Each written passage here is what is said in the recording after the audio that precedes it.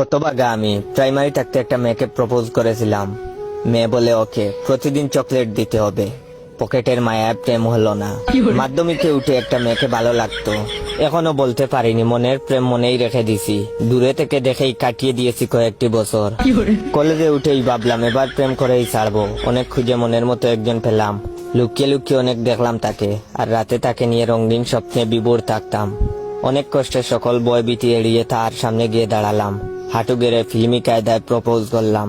সব শুনে মাইয়া কইল 2 দিন হলো সে রিলেশন শুরু করেছে, প্রেম আর হলো না। বাস্তবে প্রেম খুঁজে না পেয়ে ভার্চুয়াল লাইফ ফেসবুকে প্রেম খোঁজা শুরু করলাম।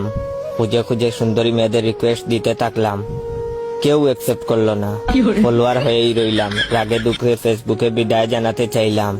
ডিএক্টিভ বাটনে চাপ দেওয়ার মুহূর্তেই এঞ্জেল ফাইমা রিকোয়েস্ট পাঠালো।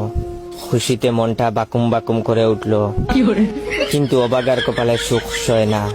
অতি উচ্ছ্বাসে অ্যাকসেপ্ট করতে গিয়া ডিলেট বাটনে চাপ লেগে গেল। প্রেম আর হইল না।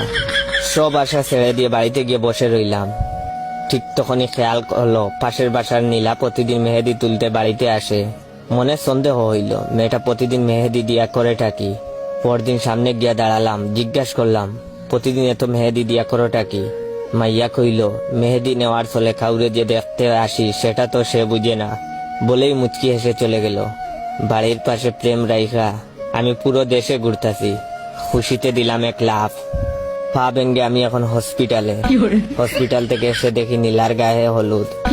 এখন আমার কি করা উচিত?